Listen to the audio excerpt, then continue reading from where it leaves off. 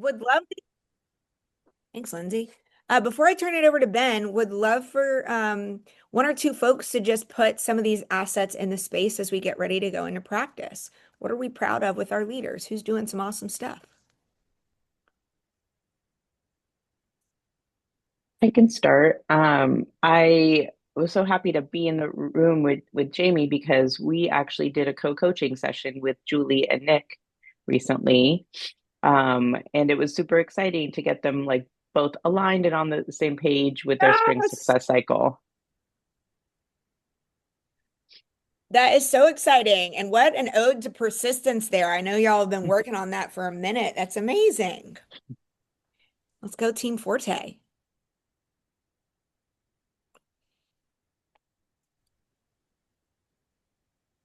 Uh, I was saying that one of Delgado's biggest strengths is his want for like to spread the work to as many people on his team as possible. And he's been doing that through like getting them involved in the RPS process. And he's already run two RPS cycles with his Yes. team. And he was really excited to do his first one and to like explain to them what it was. I That's so have to tell him, cool. I was like, you don't have to give them that much context, just do it. But he wanted to like teach them how they could do it too. And so he's just really excited to just get more people involved in the processes. That's great. Awesome. Shout out to Delgado. Woo! All right, y'all. Well, I'm excited. I know those are only two of the many assets that are represented by our leaders. If you haven't yet shared this asset and this shout out with them, go ahead and send them a text today. We're going to turn it over to Ben for practice, but I will remind you by the end to make sure you send that asset and shout out over to your people. So, Yes. Ben, I am Thank you. going to turn it over to you. Yes. Apologize for the typo in this do now. I obviously mean in the first sentence, think about your coachee. Um, they have progress monitoring data in hand. I want you to imagine they've come to you, they've got this data, and either of the two is the case. Discouraging data. We're worried about both the data itself and also team losing momentum because of it. Or the data is encouraging and you want to make sure that you take every opportunity to gain momentum from that. Just want you to think to yourself, and we'll ask you to share and boldly unmute in a few moments. What adaptive moves should your coachee be making in response to either of these? To take about a minute to think on your own.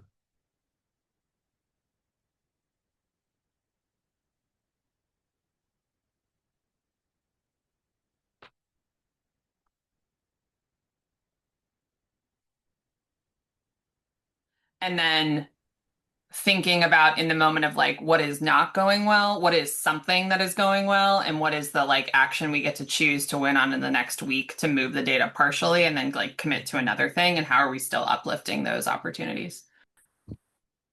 Thanks. With still some food in my mouth, I will say. Yeah, that though. Yeah. I Go. agree with that. I think the power of bright spots is just universally important, and it's always like your back pocket thing to do. But also seeing the long game because it helps you to zoom out. Just like, okay, this goal is here, but like, what does this mean for April next year? What does this mean long term? And I think the more people do that, the more they get clearer on what growth actually looks like. Mm, terrific. I think to piggyback on what Emma and Stacy just said is really keeping them in that productive zone, especially this time of year, zooming back out, getting on the balcony. There's a lot going on in schools, but really taking a moment to stamp all the successes and to keep that urgency flowing and giving that the sense of responsibility to the whole team and not trying to own it, to take that pressure off, but do that in a nice way and a productive way in service of students. Hmm. Great.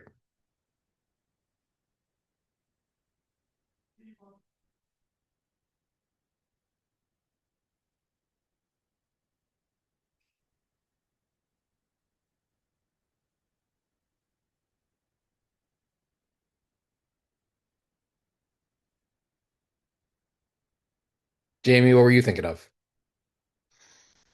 Yeah, I think similar.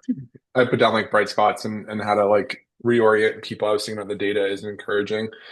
I also think there's like an element that's maybe implied a little bit is like how do you help your coachee reflect on what are all the things that I did to get to this point that led to that bright spot, and then how can I like transfer that to the other challenges that are happening in my building at the time. And so ideally would hope that a coach is beginning to like do that meta work and or might need support as it from the coach to do that meta work so they can see that transfer.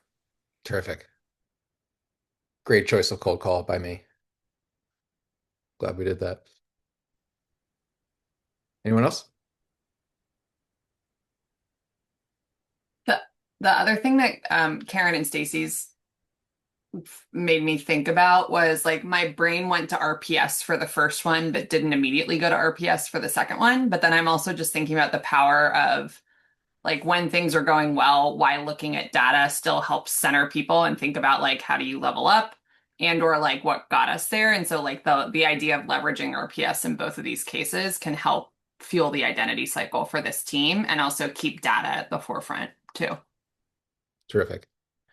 Yeah, Jess and I were talking about this a few weeks ago, and the notion that a lot of what you're doing in coaching right now is just really responding to data that they have seen often before you have, but sometimes together, and building your entire plan based off what are the most recent updates on this project that you're working on. And that it made sense given that to have a really firm footing in a kind of universal adaptive adaptive mode tracker or adaptive move you can make at all times with folks, regardless of the data. So what we'd actually want to say is whether it's encouraging or discouraging, you can do the exact same thing. And it is pretty much a bowed up version of what all of you just said, which is like, how do you systematize bright spot analysis into something that becomes programmatic and RPS focused? And our answer to that, and I hope this will make intuitive sense when you see it, is that you use a mission map format. So much like we used to talk about with a sort of January reset, a remission mapping of the moment you're in is a highly accessible, very practical tool around which to diagnose and make all your adaptive moves in response to data. So in other words, ask a bright spot question. Who are the few people doing the best job with this right now? This can be true even if you have discouraging data, of course.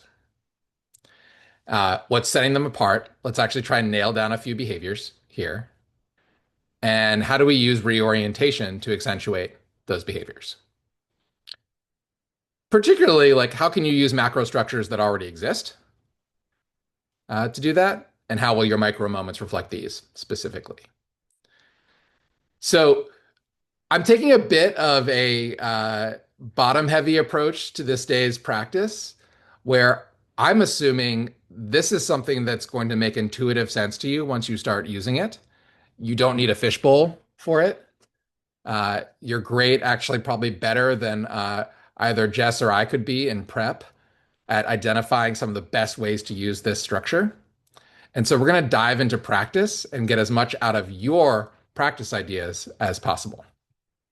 So the only requirement here is that you try out this tool in response to a data update from your coachee. So you'll go in partners in a second. You will inform your person about whether their data is encouraging or discouraging, and perhaps some color on that. They will start as your coachee, and you will respond with this and take it where you want to take it. And we'll be popping around. And let's do let's say 8 minutes per or 7 minutes per, so we have a 15-minute total, if that's all right, Lindsay.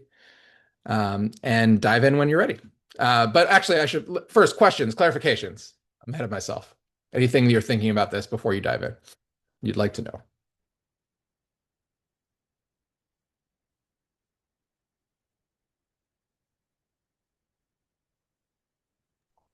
Ben, I'm curious about, I feel like often when you're doing like a bright spot analysis, part of what you want to get at is like, what have you or other leaders done to lead to that, to again, like kind of like stamp that transferable? I'm curious, was that like intentionally left off or any, or just like, No, it's no, honestly okay, not something that I thought about explicitly until you 5 minutes ago brought that as an answer okay, to this process. I think it is fantastic. Um, okay. and, uh, and also could be part of your reorientation plan for yourself. And obviously one that your coach, i.e. you, in this situation could help with. So if they do have an answer to that, after question number two, right, you can add in, what are you doing that is helping these folks stand out? And that's actually a reorientation plan that you can build as a coach for this person. So I love that. Other comments, questions?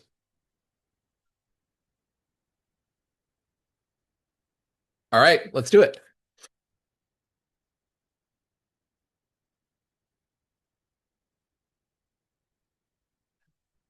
All right. We know what time it is. Who do we want to see go live? What do we want to see them do? Put it in the chat, speak up, whatever works.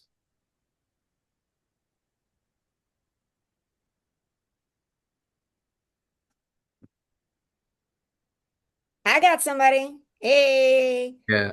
I was trying to type to you, Angel, too, because I want you to give me feedback. But Angel did a really great job of pushing me to get really concrete about transferable behaviors. Okay. And so, Angel, maybe taking it right from that first moment when you pushed me around, like, what does it mean, follow systems? Yeah. Angel will do that. And Jess, could you in that role play let us know when it's over, when we've seen what you came to see? Great. Thanks. Yeah. Cool. Okay, so you just named 3 people who are performing the best in your attendance team. Yeah. What are the behaviors that they are displaying that are making them your best performers? Yeah. Well, I mean, they're following through on the systems. Like we have great systems in place and they're just executing on them consistently. What does that mean to follow through?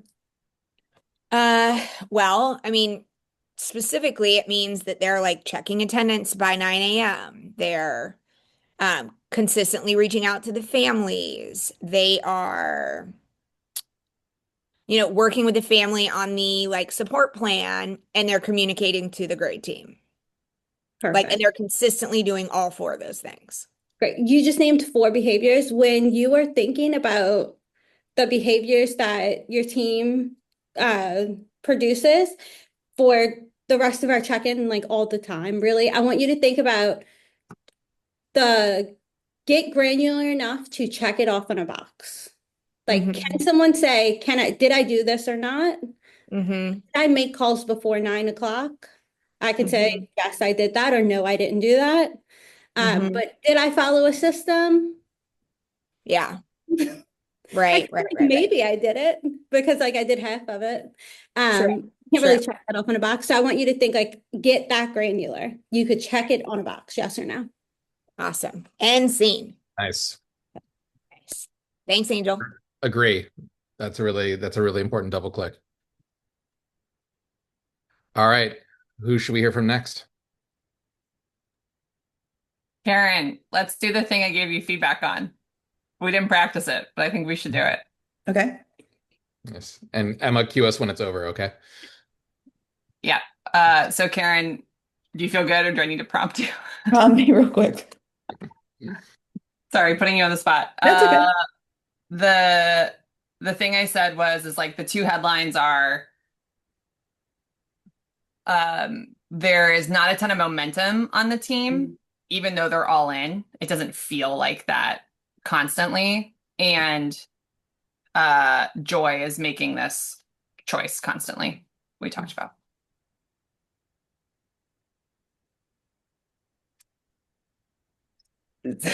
So is it right the point of my push? I'm trying to read your mind, Emma. So tell me what you think I'm going to say, Joy.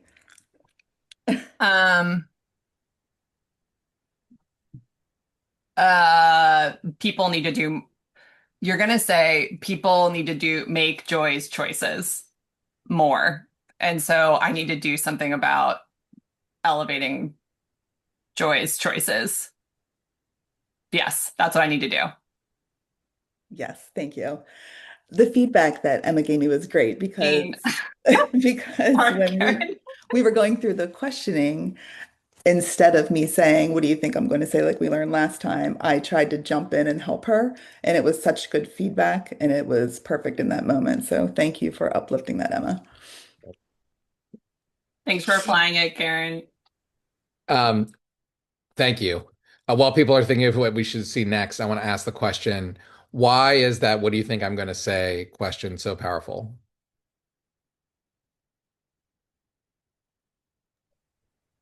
It puts the onus on them.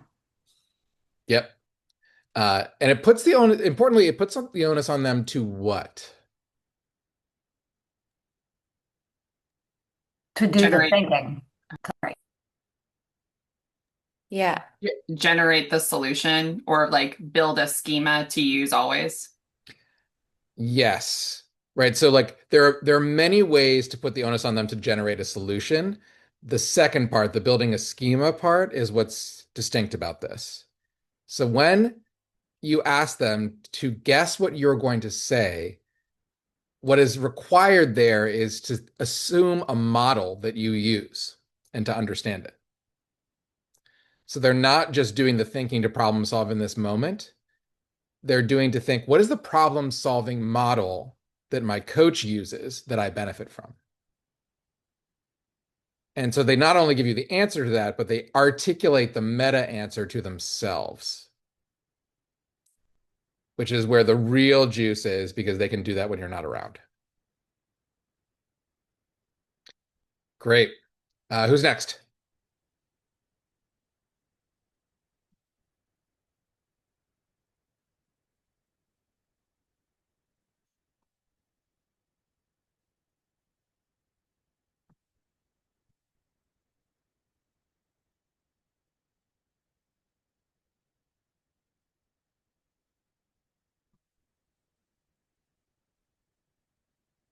A reminder that I never regret the wait time.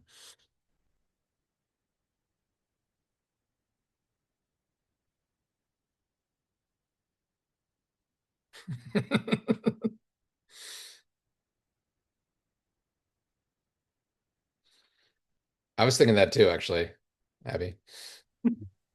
Yeah, I'm sure you were, Ben. Mhm. Okay, Ramya, do you want to coach me like you did in our little break? Yeah, I thought you had some really great moves. sure. We can start. Hold on, let me go back to our notes. Ramya, also like your use of the chat, I think also is good for people to see. Yeah, okay. We'll just go ahead and jump in with me asking you about the teachers. Great. Okay. All right, Abby. So you do have some bright spots here in the data and I want to take a moment to zoom into that. Talk to me about these teachers who you see here are demonstrating success in this literacy intervention data. What do you know about these teachers? What have you seen? Yeah, I can think of 3 teachers immediately, and it's interesting because they span across grade levels. Um, so Mr. Ben's classroom, Miss Lurk's class, and Miss Bricker's class. Um, and something that all 3 of them have in common is how consistent they are with internalizing the lesson materials and having an annotated exemplar every time they're in front of students. And then the second piece is how, I mean, the headline is consistency, but the second layer is their consistency with progress monitoring and assessing students and interpreting that data to then respond to it on Fridays. So they'll assess consistently on Wednesdays and then engage in data talks on Fridays. So there's definitely a theme of consistency, but I want us to zoom out even more right now and think about your leadership moves. Mm-hmm. What leadership moves did you put into place that allowed these teachers to then be consistent? And as you're thinking about the response to that question, go ahead and take a moment to put it into the chat, the leadership moves that you and your team did to drive that consistency. Okay. Yeah, I think this is interesting because I feel like I haven't had like this like direct these direct touch points with these teachers. But when I think about me and the team, I know it started with like a really clear like vision for instruction. And then um kind of encouraging, you said to put this in the chat, sorry. Yeah. No, you're good. Yeah. Encouraging APs and instructional coaches to um, right spot in alignment to our instructional vision. Like shout outs in the C notes that go out weekly with artifacts. Those are the three things I'm thinking of. Yeah, I appreciate you voicing that over as you put it in the chat. Take a moment to read through what you just wrote in there. Mm-hmm. And I'm wondering, Abby, what do you think I'm going to say next? I think you're going to ask me how we can use these structures or these strategies and structures to ignite some momentum, which is a great question. Because I think this can be our roadmap literally, to get to reorient to the vision and get clear once again. And then kind of taking like a swarm approach with the team, to, really be looking for and hunting for bright spots that align to what we're wanting to see and elevating those. We can pause there. Okay, scene. Thanks, Abby. Nice. Nice. Woo. So many things I took from that. Yeah. Okay. We're going to go into groups again briefly. You're each going to get about 90 seconds to try something that this session left you wanting to try, this debrief here. Please put in the chat what you'd like to try. Take about a minute to do that. What you'd like to try in your next role play of this.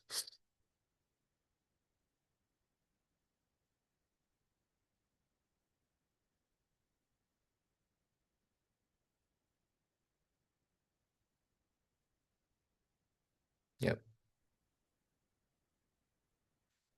Nice.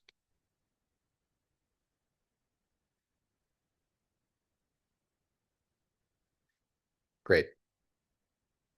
Okay, so let's do a 5-minute total, 2 minutes each, and start by naming for your partner what it is you want them to start with, so you can try what you wrote down. And quick question, did you want the same groups?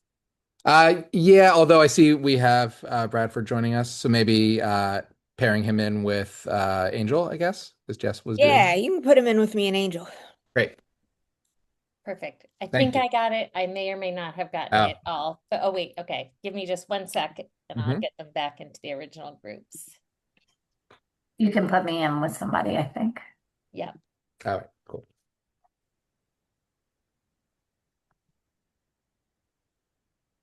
Okay, we're gonna try it, guys, and see.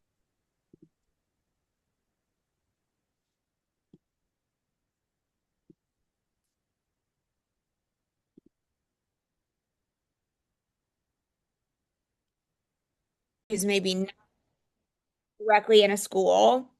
That could also look like achieving their spring success cycle goal around building a more equitable ecosystem. So want to make sure that we are thinking about that goal as well for our network and district leaders who are doing that incredible work, which I can't wait to see what Ann at Central Falls produces with this behemoth of a plan y'all have got going on. It's amazing. And so we have been making moves. So just some updates overall. As we did our data dive, we looked at just what are the shifts in overall data since last Coach Community around just what's showing up in folks' templates. So we made some big swings in getting folks' plans closer to completion and across the finish line. What we also know as we did some digging is that even the numbers might be a little low because some folks, for example, DSST Feeney, she's got her whole spring success cycle planned out in her leadership team's dashboard because that's where they most frequently reference it, which is awesome. And so it's not as visible in our actual data, but it's happening and it's incredible. So point being, we made some big moves and some big swings here, which is incredible. And it might be even higher than what we're seeing here, given the work that folks are doing in the context of each leader. So really excited to dive into some specific best practices and also to have a little bit of time with you all today to clean the data up even more so that we have as complete a picture as we can going into this like final countdown. Bond said to me the other day, she was like, this is like our version of like state testing pressure that people feel. It's like we're in the season and we want to know our leaders are on track. And it's so true. And we're excited to have you all in the boat with us doing that work and getting them across the finish line. So we're going to dive in and have a couple folks share out. What I have on the Nearpod and in your consolidated links is a shared note catcher. So shout out to Angel for given me feedback multiple times about how this type of a thing could be helpful for us as a community. And I appreciate any feedback on how we can make it better. But in this shared note catcher, there's a space to put your name. And then as we're hearing leaders share out, just want you to be thinking and jotting, like, what best practices can you take away from the bright spots that we are going to analyze? And so you can open up that note catcher, let us know if there's any issues with editing access. Hopefully I got that set up correctly. But I'm going to first turn it over. Our first bright spot that we wanted to hear from is the one and only, drum roll, Bradford. So Bradford is going to give you all the context, but he and Stunts are coaching Krista and Ashley, and they've been doing just some incredible collaboration. So talk to us about what's been going well, Bradford, with these two incredible leaders. Yeah. Well, thanks for the opportunity and good to see you all again. And so, as Jess said, I've been working with Chris before, and Stunts have been working with Ashley, and they're both at Carmen for context. And particularly for what I was working with Chris was around a differential for students around their ACT score. And so trying to like shrink essentially and invert how students with disabilities are performing on ACT compared to those who don't. And so what we saw was that Chris had one goal and Ashley had another goal around their like state testing. And also for context, Ashley's the principal of the school and Chris is an AP. And so what we noticed through work with Nima as well was that they had great goals, but they actually were operating as if their goals were in silos as opposed to them kind of working together and being in conjunction. And that was actually playing out into their leadership team. And so they're doing great work, but they're not working together. And they didn't have as good of a cohesive unit as they could have. So working with Nima and with Stunts, we came up with the idea of what if we did shared coaching, right? We see that they need to do more alignment and have their goals sync up and let their work be together, especially with them being on the same team. What if Stunts and I with Nima all just had one coaching session with them bi-weekly to get on the same page? So we tried that out. And yesterday was our second time doing it. But the first time, we actually, it's funny that we're talking about a bright spot. We actually spent time investing in the power of the bright spot. And so what we wanted them to get to the point of was, one, you all should have goals that are working together. And if you intentionally spend time bright spotting each other as leaders, that's going to get you more on the same page in terms of like, what is Chris working on? What is Ashley working on? What are the specific habits, the specific mindsets that each person is doing? Okay, what can I take from your work that I can apply to my work? And then vice versa. And then if you all get on the same page, you transfer that to your leadership team. So now, bright spot members of your leadership team that are exemplifying these mindsets, these behaviors that we're looking for, that's moving the work forward. Then, once you get the leadership team doing that, now have your whole team look for teachers who are modeling these bright spots, these behaviors rather that you can bright spot. And so, we really try to invest in the power of like, why do we do a bright spot? What does that look like for each other? What does that look like for your team? Then what does that look like for your teachers and kind of that cascading power? And so the first meeting that we did, it was like pretty clear that they were like not on the same page. But we like really spent time investing in that. We followed up after the meeting. I think Stunts and I also modeled for them, okay, let me give you a bright spot, Chris. Stunts, you're going to give Ashley a bright spot. And so just like modeling that as well. So yesterday's meeting was just like remarkably different, right? First off, the energy that they came into the meeting with was palpable, right? They were like, "We're so excited to come. We've had a lot of growth. We've seen our differential shrink some. We've been doing some bright spots. We want to share it with you all what we've been doing." And so they started off bright spotting each other. Chris, I want to recognize that you've done X, Y, and Z. Ashley, I've seen you do A, B, and C. They talked about what they've done with their leadership team and like how they were bright spotting each other, how they had a success story. I think all of their students that they were tracking are now 10 points or higher on the ACT. So they like saw that differential increase and even started seeing some of it to invert. It was playing out with some of their teachers. And so I think the lesson learned, the power of just like having the shared coaching of getting them all on the same page, us modeling what the bright spot looks like for them doing it for each other, them doing it for their leadership team, and then cascading that down to the teachers, I think has had a big improvement. And honestly, they were excited to like tell us about it. So that felt good to see them be invested in it as well. Yeah, thank you, Bradford. I was getting pumped hearing about this, and Stunts shared just like echoed basically exactly what you said. Just the power of the bright spot for leaders has been really increasing their like cohesion.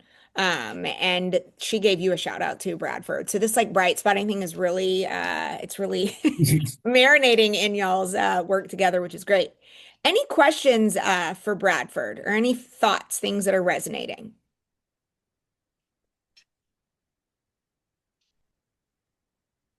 I'll just share the thing I was thinking is like, obviously, this is incredibly valuable where within AMA, where we've got coaches working with multiple leaders. But I was also thinking, Bradford, as you were talking, just even I'm coaching a single leader who's not with anyone in the team, but even the questioning about like, what are you talking about in the leadership team? What goal is front and center? How, like, I think there's a way to even take this learning where we don't have sort of multiple AMA coaches working in the same place, that there's definitely an action I took. So thanks. Yeah, absolutely. I mean, and I was telling them as well, transparently, it's stuff I'm working on myself with my team, right? Like, I mean, I was like saying these are things that you all can think about, and I'm literally having to do this myself, right? So to your point, I think anybody could use it. Yeah.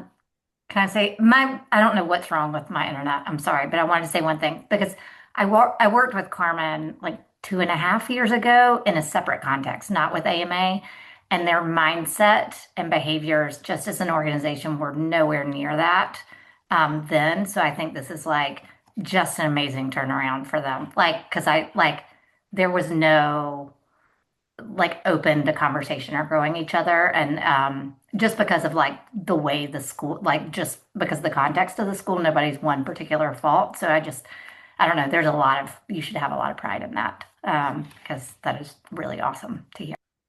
Yeah. Thank you for sharing that. Yeah, thanks, Stacy.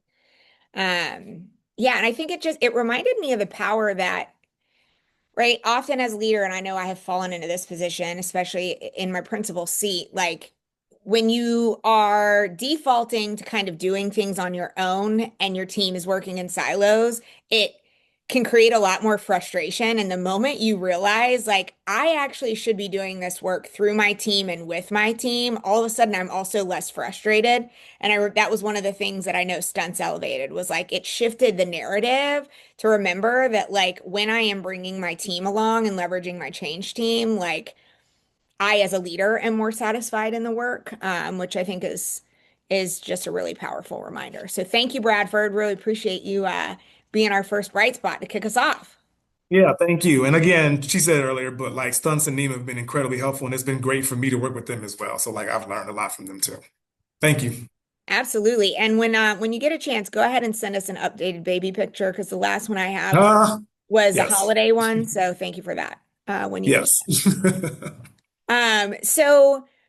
Jonathan is unfortunately out not feeling well today. Him and his kiddos are a little down, but I still wanted to elevate this and I'm going to bring him back into the conversation next month. But Jonathan has been working with Tamika on her spring success cycle plan and it is really stands out as a plan that is concrete, specific, and precise in a way that he has been leveraging both the planning template and the weekly planning template tool. So not only for the larger plan, but then like what are the core actions week by week.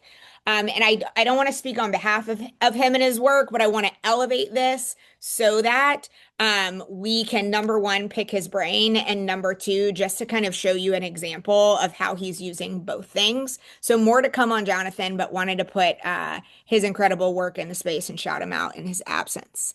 And the next one I got coming up, the one and only Ramya. Talk to us about Nick at Forte. Yeah.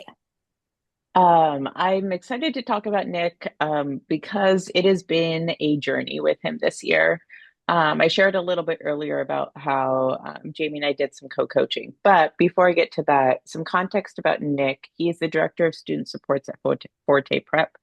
And it was, we've had some like ups and downs in our coaching journey. He did not have a winter break win and like for a while had gone silent. Like we hadn't been meeting during the winter break win cycle.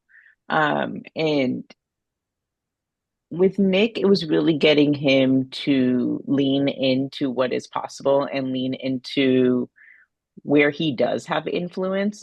Because Nick, for a long time, was sitting in this place of like, I don't really know where I stand with these goals or where I stand with my role and the work that we're doing here at AMA. Julie, who's also at Forte Prep, who Jamie is coaching, also coaches Nick. And there was a constant of like deferring to whatever Julie says is happening is what he's going to do versus like owning his own leadership. And so really when we were able to finally get back on track at the beginning of this calendar year, I really leaned into with Nick spheres of influence and where he does have some level of influence versus control. And we started to really see a shift in how he was showing up once I was really being persistent with him. Like, where can you really lean in? Where do you currently have some level of control? And he started bringing data to all of our coaching meetings, which was super exciting because then we were able to start to get really concrete about not only his SSC goal, but also his leadership moves that he was taking in service of that goal. And even though he would often like say, well, I need to connect with Julie about this goal or this action, he was starting to really lean into where he could actually work with his team at his school to influence the data and to move the data. We were able to start to like really look at the data and see where are the bright spots in this data, what led to those bright spots, what actions can we take?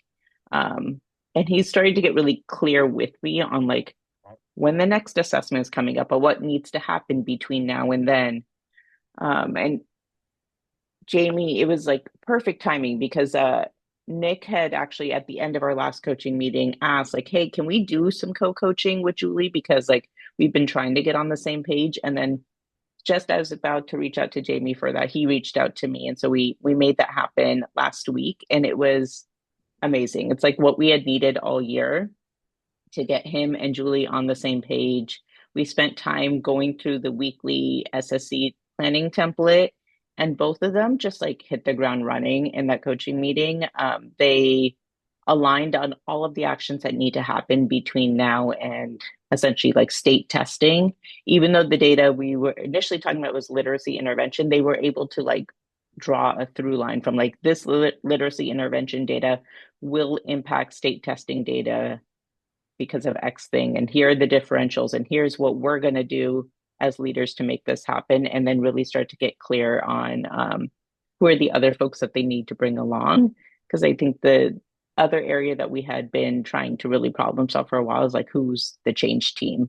But in that meeting, they were able to get clear on who are the other folks that they wanted to bring. And I shared this story with Karen earlier when we were at March Intensive too, but I used the move in a recent coaching meeting with Nick of like, what do you think I'm going to say next? And he immediately leaned into change teams, which is telling me that like he is starting to internalize a lot of this and really be able to leverage those structures in service of his goals. So I'm really excited about Nick having an SSC goal, but also being clear on the actions that need to take place between now and then, who he's bringing along in service of that goal. Woo! And I have to say, Ramya has really been living our AMA value of so many of them, but like of being in the boat with Nick, of the importance of how context matters, and of just radical humanity, because there were so many moments in the fall where Ramya would be like, I can't get him to, I'm not sure this is going to work. But there was never a like moment of giving up. It was always like, what are we going to do next? And so to see us be able to sit here and celebrate that he's got a goal, that he's grounding things in data, it's just a real testament, Ramya, to the belief that you have in him, and the way that you leaned in as a coach. So huge shout out to Ramya for that work. Any questions or things that are really resonating with folks?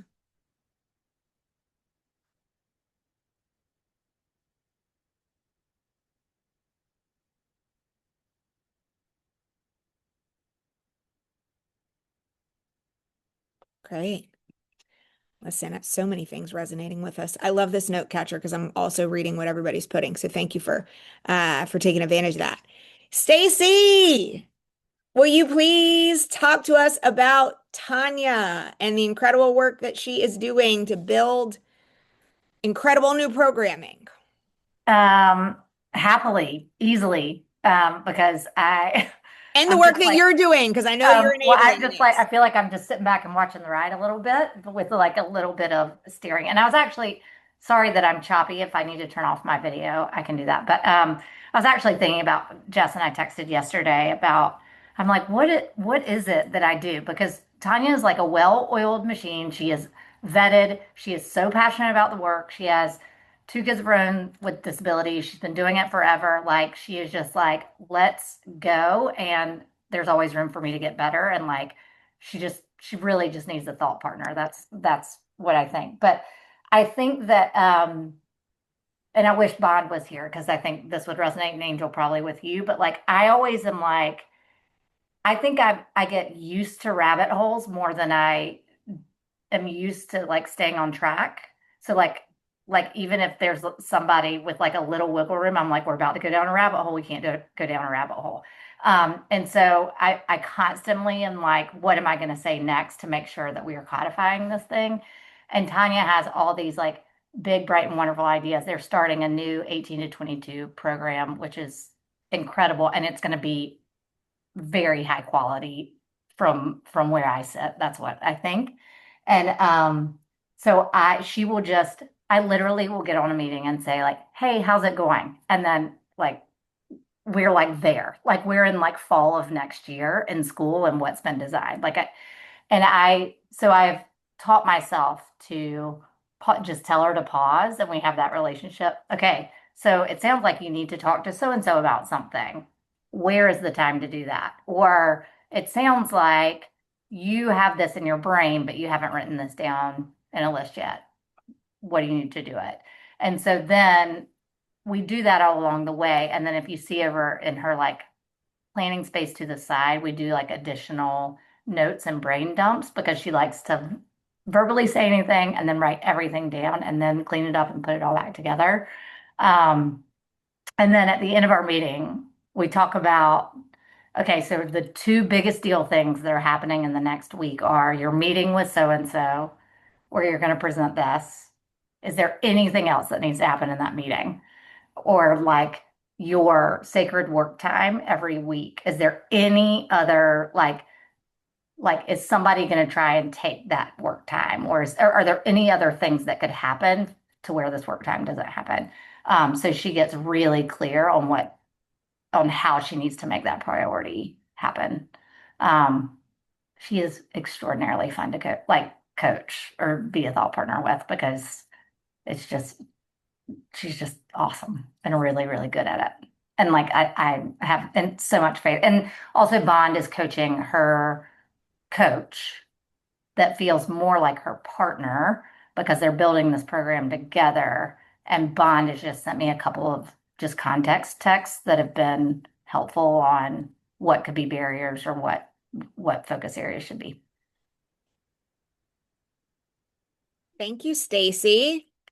I was furiously typing best practices that I was stealing from what you were sharing. Lizzie, do you mean to raise that hand? No. But I love that you immediately started shaking your head when that. I was trying to do the celebration thing. Yeah. Stacey, one thing that you said that I wrote down that was really resonating was like, you, even as we were preparing to come today, we're like, what are the things that I am doing that is helping this leader have success? This reminds me of the Gooder move in practice of like having the leader reflect, what are the things that you're doing that's enabling this bright spot? Because I think that's just such a powerful moment. And I heard you say, like, I know that she comes in like, and she's going to be ready to go. And like, I need to be prepared to pause her, to slow her down. And so like within that, for me, it's like the power of reflecting and thinking about like, what are the moves that I'm making that I want to keep doing? And then almost just like the preparation in advance of like, what headspace do I need to be in as the coach going into this meeting? What are the things I want to remember about this leader that I want to like say, do, or stamp? Because sometimes just having those like jotted down in advance or thinking of them in advance can just be so helpful. So thank you for so many reminders. But opening up the floor, any questions or other things that really resonated in Stacy's bright spot? What resonated with me, Stacy, is that you are really doing the work or having her do the work in the coaching meeting. Like, sounds like you need to do this. Where are we going to find the time? Like find the time, and then also really thinking through, okay, what are all the reasons this may not happen? So get like addressing those barriers up front, I think is a really strong move. Stacy, I'll piggyback on that. I really loved how you leaned into like her as a learner, like what she needs for herself. Like we have another screen over here where she likes to dump it and bring it back. Like you've adapted to all of those things so she can show up as her true self and leader to produce that work. Yeah. Thanks, Karen. I took away, I think you use the language, Stacy, of just like the power of the pause of like, you do have those coaches who like to, Tanya sounds like more than this, but like are filling the space with lots of talk or are really excited or sometimes like want to get an A in AMA. And I think there's just this power of like channeling that enthusiasm to be like, okay, so let's pause. Like, here's what I'm hearing. What's next? What might derail this? Where it could be easy to get swept up in that excitement and just be like, go, like run. And I think the power of pause is like something I'm keeping in my head from what you said. Thanks, Lindsay. So before we move ahead, I know folks captured thoughts in a lot of different places. There's a lot of great gems in the note catcher. Folks were dropping stuff in the chat. I want to give you just a minute to think about of all the things that you heard. What's one move that you want to take away? And in about a minute, I'm just going to ask you don't hit go yet, but when you have it, type it in the chat, and then in about a minute, we'll hit go. But what's one move that you want to take away?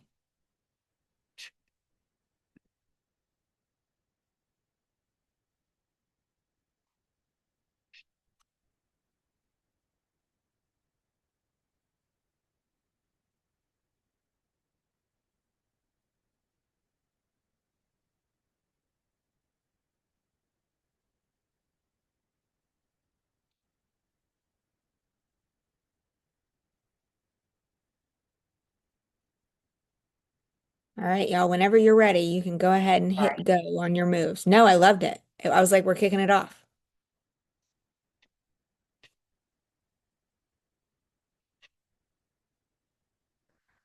Yeah.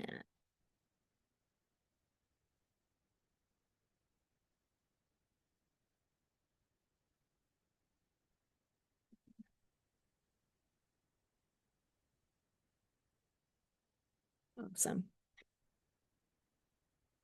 Just reading through those. Thanks, y'all. So many gems coming out of this group. We were just reflecting on that as we were talking after practice. Just this community continues to really just level things up, and we all get sharper when we learn from each other. So thank you for everyone who shared about their bright spot today, and for everyone that is going to continue to share these bright spots that are coming along in this awesome work in these next few weeks.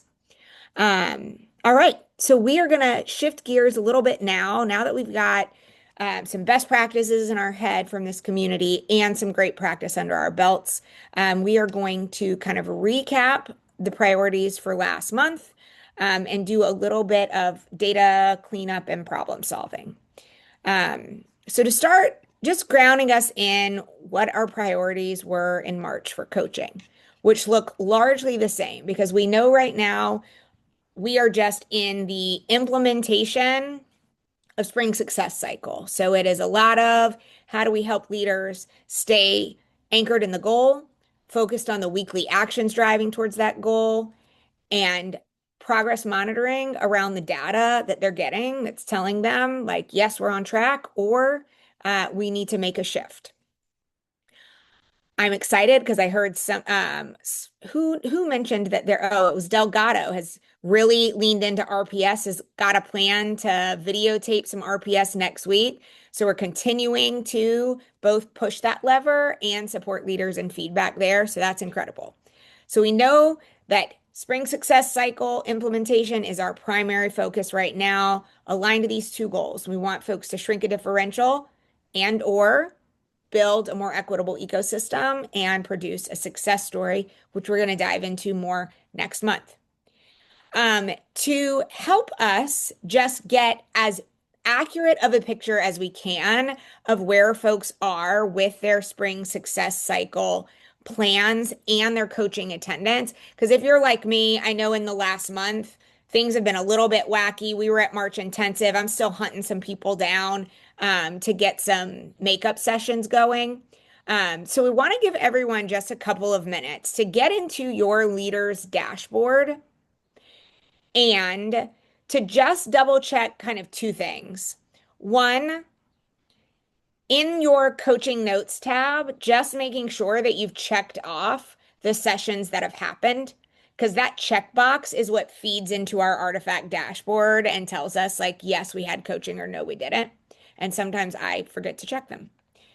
The second thing that I'm going to ask you to do when we go into a work burst is to just make sure, even if your leader has planned their Spring Success Cycle in a different place, that you just take note in their planning template what their goal is so that we have an accurate idea of what leaders are going after in Spring Success Cycle. And if the rest of the plan lives somewhere else, you can just note that in the boxes, like lives in the leader dashboard or whatever, but we want to just make sure we got a really clear handle on the goals. Now I saw a question popped up in the chat. I want to make sure I get it. Should we go back? It was me. Should we go back to the cycle 2 dashboards too, since we're in new ones to check if meetings happened, or just the current one? I think they're called 2 and 3. We had like Yeah. what? Yeah. Yep. Right now, I'm just focused on learning cycle number 3. So only focus on that one for the moment. And then if you have time and you're like, I can get into learning cycle dashboard number 2 and find it, then do that if you have extra time. Right now, just start with number 3. So before you get into this, I'm going to just move us to the next screen, and then I'm going to actually set y'all loose to have some time to clean this up.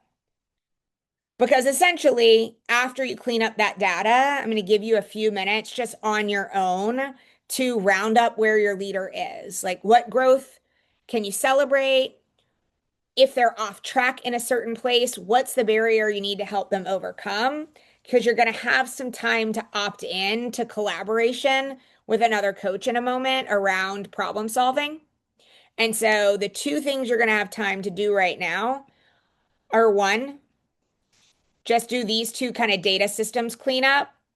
And as you're doing that, and you're in your leader's dashboard, you'll then take time to just round up in preparation for some collaborative problem solving with another coach. Any questions on those 2 things we're going to do right now?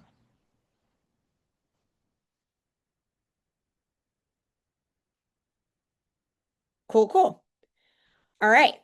I am going to try to screenshot this data cleanup one and put it in the chat for y'all just so that you have that as a reference since I can't have the. Strong. Can you do that? Okay. I'm like, I don't know if I can. Lindsay will drop that in the chat just for a visual anchor. I'll keep this slide up on the Nearpod, and let's just take the next 5 minutes in cleaning up the dashboard and notes, and then rounding up and getting ready to problem solve.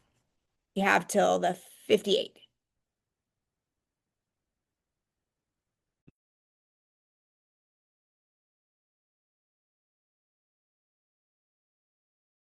Out totally like that. So if you see that someone's in a room solo and you're also solo, then you can move around and partner up.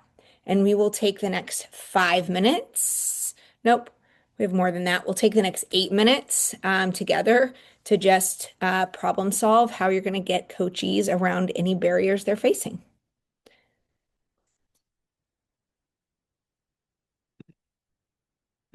And everyone should see the option to join the breakout rooms down at the bottom. But if for some reason you don't, let us know and we can shift you.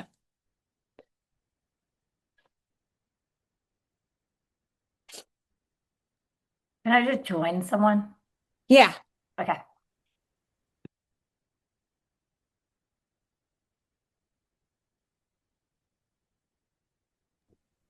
Jess, can you put me in a breakout room? I don't know how to do it on my phone. Yes. Oh, wait, I see it now, actually. Join breakout room. Jess and Okay. Lindsay, I gotta hop to a 2 p.m. meeting Eastern time, but I'll reach out to you guys if I need anything. So good to see you all today. Yeah, Hi, good to Abby. see you too, Abby. Repeat in her head when she leaves AMA. But yes, please drop some gratitude for your people in the chat. If your conversation got cut off and you need to finish talking about something, please let your person know so that you can set up that time. Because as we've seen today, the power of collaboration here in this community is really powerful for our leaders. So thank you for that. All right, so we are going to move into talking about our April priorities and preparing for coaching. So when we look at our April priorities for coaching, spoiler alert, they look largely the same as our March priorities for coaching because, again, our goal right now is to keep leaders grounded and focused in their spring success cycle. They just had their final working group yesterday with Emma. It was an incredible inclusive academics session. The cohort did some really rigorous thinking to set them up for next year. But we are the vehicle for getting them to the finish line with spring success cycle, because even though working group is over, coaching is going to continue through the end of June. So really, this is kind of, and I'm glad these are the shoulders of giants, but I was going to say, this is like really riding on us to get them across the finish line. To leave it all in the field. There you go. I'm like, there's some phrases that I know align with what I'm saying that I can't come up with. Thanks for that, LK. And just a reminder of this tool, we did a little spot checking just to be like, has anyone found this like super helpful yet? Are folks tracking data here or in a different place? And it seems like this tool has been helpful for some. For others, you're tracking data in a different place, which is also totally fine. But this is just a reminder to be centering our conversations in the data that we have related to their spring success cycle goal, whether it is this template or whether it is a different system. And also want to open the space right now. If anyone has a best practice around centering data, something that has worked well that you want to bring into the space, just want to open up the floor for that before we move into preparing for April sessions. So anything that has worked really well, either with this leader or with the previous leader and data. Stacy, go ahead. Well, Bond used to do this all the time to me, and so I try to do it, but she's a lot more confident in doing that. But having them say, let's talk about the data. Do you want to share your screen? And then you're just both already in there, and you do that as close to the beginning of real talk, the meeting, as you can, because then it drives everything forward. Yeah. Absolutely. Double click on that. I was gonna say that was mine. Or like if they don't want to share because there's privacy, which makes sense, it is like the same thing. You can hide a column and we can still do the work together. First 10 minutes every time. Data, data, data. Yeah, data. get in there. I'm like, show me right now. Just show me. I love this. I love that. Show me right now. Bring it up. Share your screen.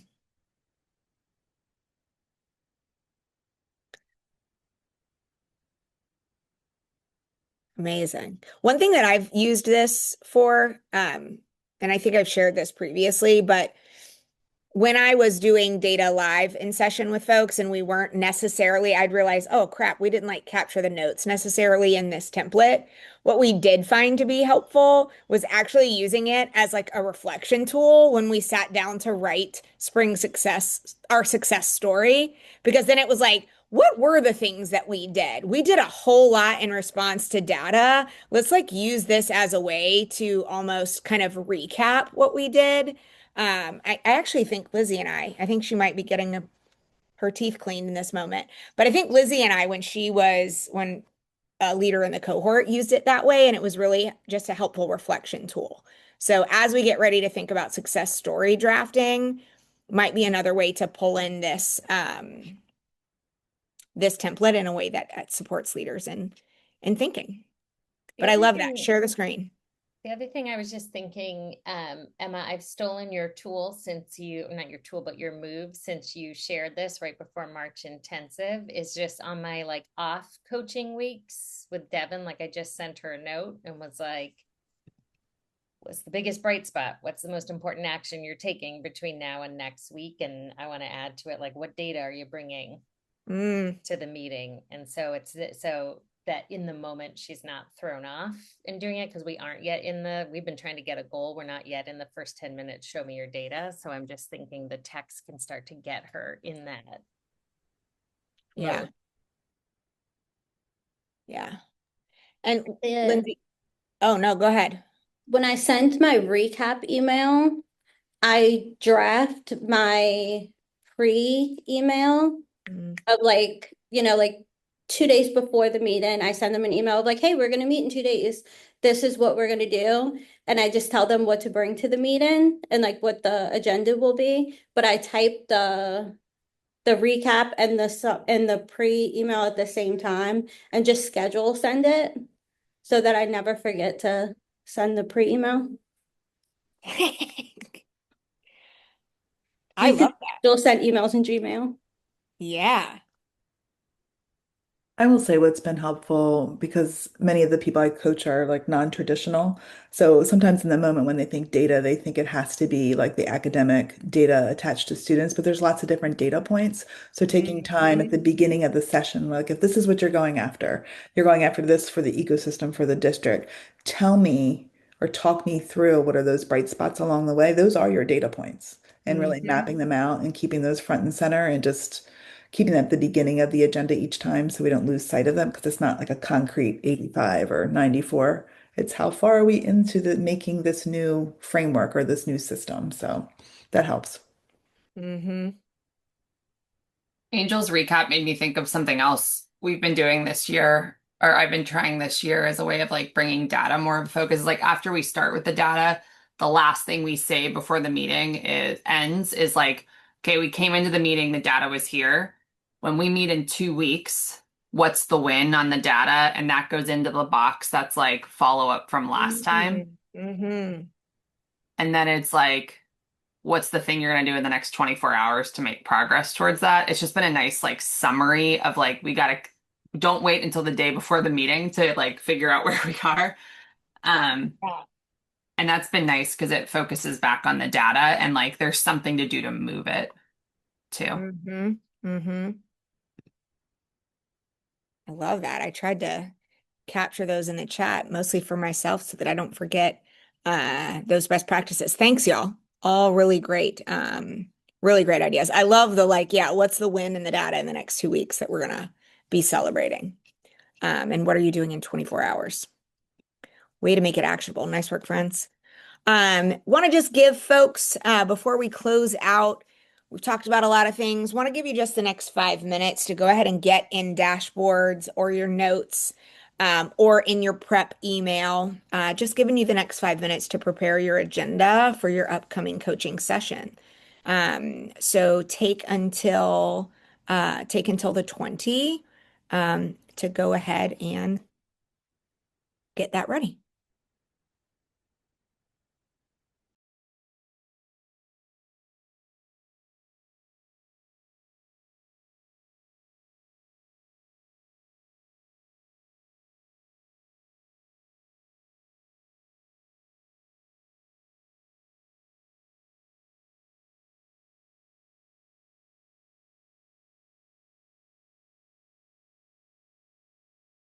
All right, y'all.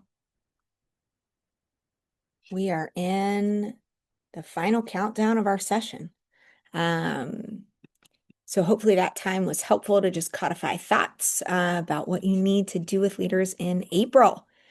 So looking ahead, not much of this has changed or is new. We are going to talk more about success stories, and how to support leaders with those starting next month in May, because you'll really be drafting those in May and June. Otherwise, we are really working on how to help them meet spring success cycle goals and shrink that differential. In terms of timelines, the only one to draw up right now, which is file away for later, is that we will have you scheduling their closeout conversations that we will do over the summer and into the fall, but there's no other major deadline coming up other than we have until the end of June to get leaders across the finish line with these two core artifacts of the differential and the success story. Leaders have impact ceremony coming up in May. They will also, if they're principals, be getting their staff survey round 2. So if you coach a principal, we'll also be sharing info with you about how to set aside time to debrief that data as you close out coaching with them in the month of June. Again, just stamping that our priorities in April coaching really remain keeping focused on the spring success cycle, and helping leaders problem solve around that data, leveraging the adaptive leader moves that we talked about today. And with that, we're going to come back to that. We're going to start with gratitude. Woo! Would love for this small but mighty crew to just drop any gratitude in the chat. You can also come off mute if you would like to put your gratitude in the space for someone in the community today. I'll just do mine vocal. There Jess, you I just go. want to thank you for giving me the opportunity to share some of the work that we're doing at Carmen, and that I'm able to learn from others there. So I appreciate that. And then Lindsay, I appreciate you just coming to check on me in the breakout room a few minutes ago. And even though I was working solo, making sure I was good and offering the support that you could from your seat. So thank you both. Yeah.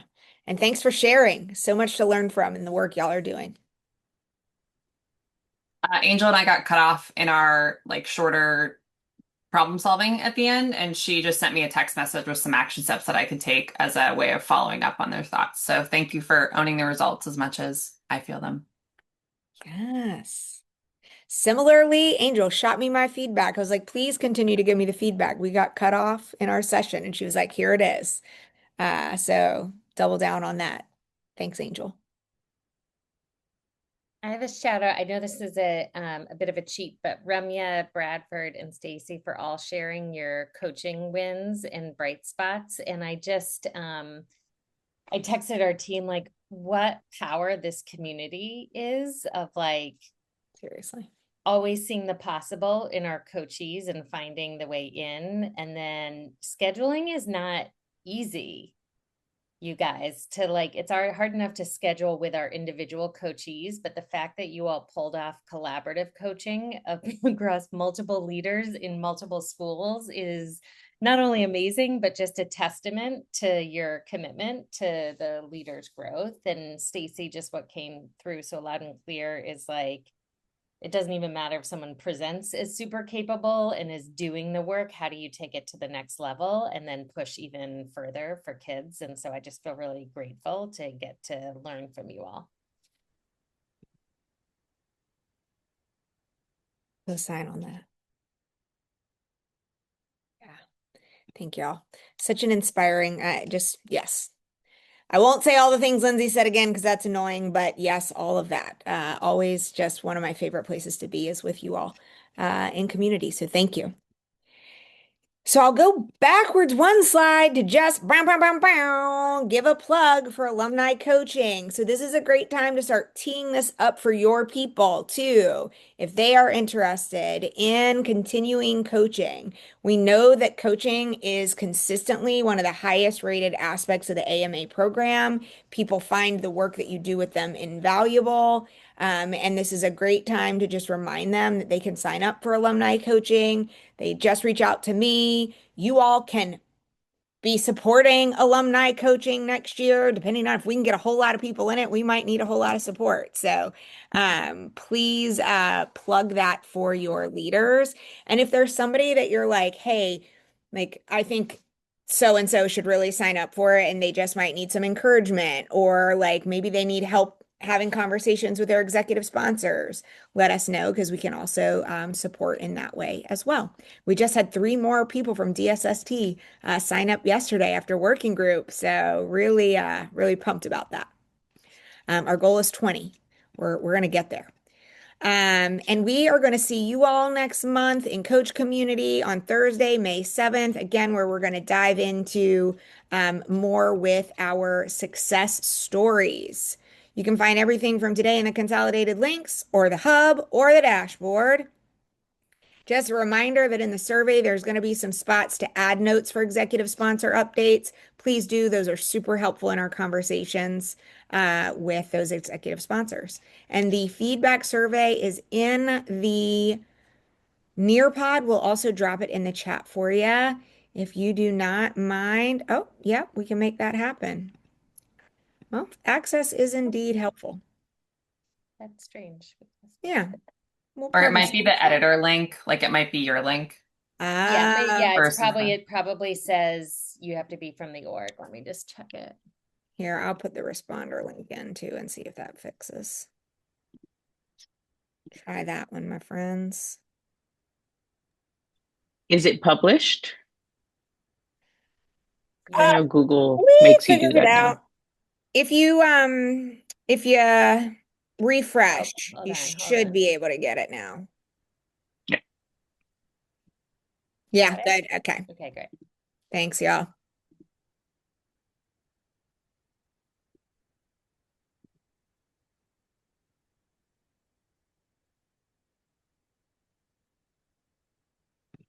Jess, did you want to frame it all the question we talked about in the breakout about scenarios?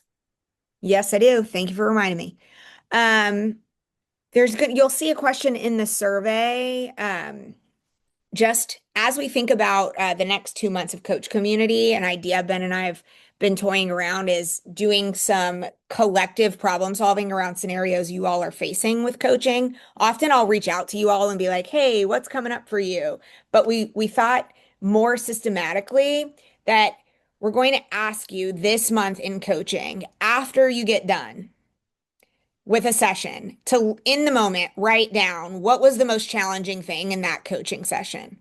And we're going to, we have a question right now in the survey. So if you're like, I already know something, you can drop it, but the question's optional. Because what we really want you to do this month is like in the moment, jot down what was the most challenging thing in that coaching call that you had. And in my follow-up email, there's going to be a place where you can submit that before our next coach community. So that was a whole lot. You can submit it now if you're like, I already know the barrier. Otherwise, in the follow-up email, there's going to be a link where after your April coaching sessions, you can share that like most immediate challenge while it's fresh on your mind, because we want to be able to incorporate those in the next 2 months of coach community. Hopefully that made sense. Awesome. Thanks for that reminder, Lindsay.